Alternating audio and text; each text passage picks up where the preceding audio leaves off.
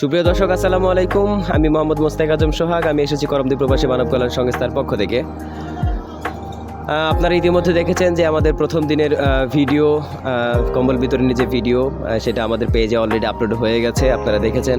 সেই ধারাবাহিকতায় আজকে দ্বিতীয় দিন আমরা এখানে উপস্থিত হয়েছি এসএস হাসপাতাল অ্যান্ড ডায়াগনস্টিক সেন্টার, যেটা আমরা সন্ধানী সংস্থা নামে চিনি। সেখানে আজকে আমরা আবার উপস্থিত হয়েছি। আমরা আজকের দ্বিতীয় দিন, অর্থাৎ শেষ দিন। তো আজকের এই দ্বিতীয় দিন, শেষ দিনে আমরা অসহায় দুস্থ মানুষের ভিতরে কম্বল বিতরণী করে আজকে আমরা এই শীতের বস্ত্রর যে বিতরণী যে অনুষ্ঠান, সেটা আজকে সমাপনী ঘোষণা করব। সুতরাং আমরা অনুরোধ করব, যারা এই ভিডিওটি দেখছেন তারা আমাদের এই ভিডিওটি লাইক করবেন, কমেন্ট করবেন, শেয়ার করবেন এবং আমাদের পেজটি ফলো করে আমাদের সঙ্গেই থাকবেন। আসসালামু আলাইকুম ওয়া রাহমাতুল্লাহি ওয়া বারাকাতুহু। আউযু বিল্লাহি মিনাশ শাইতানির রাজিম। বিসমিল্লাহির রহমানির রহিম। যেসব প্রবাসী ভাইরা আছে তাদের পক্ষ থেকে আমি সবাইকে শুভেচ্ছা ও অভিনন্দন জানাচ্ছি। শুভেচ্ছা জানাচ্ছি এই জন্যই যে আমি নিজেও একজন প্রবাসী। এই জন্য প্রবাসীদের দুঃখ দরদ কতটুকু এটা আমি নিশ্চয়ই উপলব্ধি করতে পারি। দেখুন ভাইজানেরা, সেটা হলো যে করমদ্বীপ প্রবাসী মানব কল্যাণ সংস্থার যারা দাতা আছেন তারা অধিকাংশ লোকই কিন্তু প্রবাসে 8 ঘন্টা 12 ঘন্টা ডিউটি করার পরেও যে এইসব সাধারণ মানুষগুলো নিয়ে আমরা একটু ভাবতে পারছি, এই জন্য আল্লাহ তাআলার কাছে শুকরিয়া আদায় করি আমরা। দেখুন, এই সমাজে কিন্তু অনেক ধনাঢ্য ব্যক্তি আছে, তারা তাদেরকে টাকা পয়সা আল্লাহ তাআলা দিয়েছেন, কিন্তু এইসব মানুষদের পিছনে খরচ করার একটা হক তাদের প্রতি কিন্তু আছে।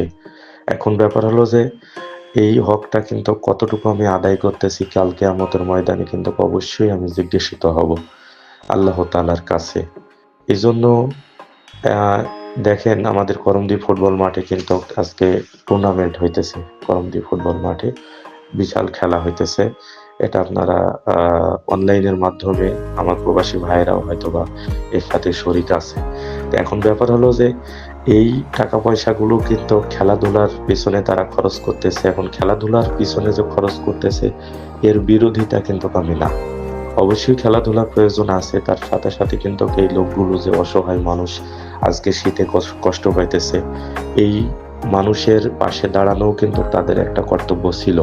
কিন্তু আজকে আমাদের সমাজের যারা মাথা হয়ে আছে তারা কিন্তু এই বিষয়টাকে এড়িয়ে গেছে কিনা আমি এটা শিওর বলতে পারতেছি না। তবে আমি ছোট থেকেই দেখতেছি কেন যেন এইসব লাঞ্ছিত বঞ্চিত মানুষগুলোর পাশে দাঁড়ানোর মতন আজকে কেউ নাই। সুতরাং করমদ্বীপ প্রবাসী মানব কল্যাণ সংস্থা যে এদের পাশে আজ প্রায় 2 বছরের উপরে হয়ে গেল, যে এখন পর্যন্ত নিরলসভাবে কাজ করে যাইতেছে, এই জন্য আল্লাহ তাআলার কাছে শুকরিয়া আদায় করি এবং ওইসব প্রবাসী ভাইদের জন্য দোয়া করি যারা ঘাম ঝরানো পয়সা এই মানুষের পেছনে ব্যয় করতেছে। সম্মানিত প্রবাসী ভাইদেরকে আমি ধন্যবাদ দিয়ে ছোট করব না।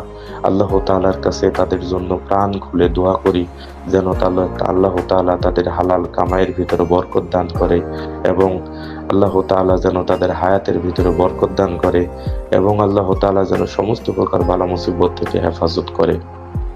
সবাই বলুন আল্লাহুম্মা আমিন। সম্মানিত উপস্থিতি, আজকে আমাদের গতকালকে আপনারা দেখেছেন যে সন্ধানীর হসপিটালের যিনি পরিচালক সম্মানিত চাচা, উনি এই গরিব অসহায় মানুষগুলোর কিন্তু একটা ছাড়পত্র উনি দিয়েছেন ফ্রি চিকিৎসা হওয়ার। তো এই জন্য আমি এই ভিডিওর মাধ্যমে এই বার্তাটা পৌঁছাই দিতে চাই যে আমাদের সম্মানিত পরিচালকের সাথে আপনারা যোগাযোগ নিশ্চয়ই করবেন। করার পরে ওখান থেকে উনি সিগনেচার করে একটা কার্ড আপনাদের দিবেন।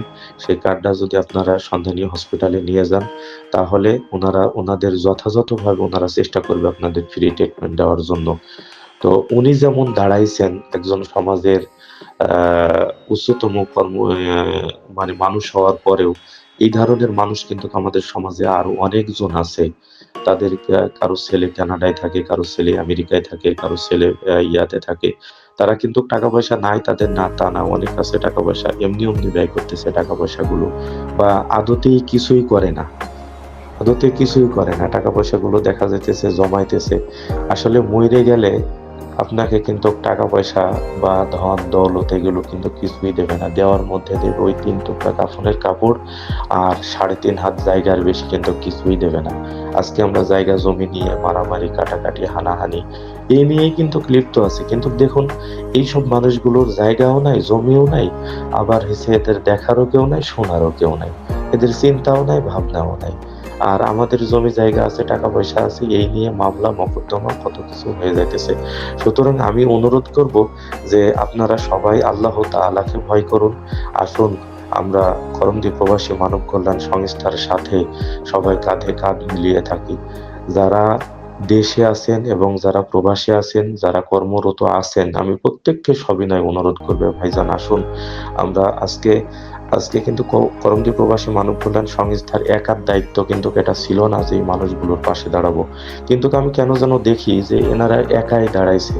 করমদি প্রবাসী মানব কল্যাণ সংস্থার মূল লক্ষ্য কিন্তু ছিল মানুষের কর্মসংস্থান করা, কিন্তু আসলে অর্থের কারণে হয়তোবা ওনারা সামনের ধারে আগাইতে পারতেছে না। এই জন্য সমাজের যারা ভালো পজিশনে আছেন তারা যদি একটু আগিয়ে আসেন করমদি প্রবাসী মানব কল্যাণ সংস্থার ধারে, এবং যারা দেশে বিদেশে অনেক ভাইজানেরা আছেন প্রবাসেও, যে তারা এখন পর্যন্ত করমদি প্রবাসী মানব কল্যাণ সংস্থার সাথে জড়িত হতে পারেন নাই, আমি তাদেরকে সবিনয় অনুরোধ করব যে সমাজে এবং গ্রামে যদি কিছু ভালো কাজ আপনি করে যাইতে পারেন, এটা সাদগায়ে জারিয়া, এটা কিয়ামত পর্যন্ত আপনি পাইতে থাকবেন।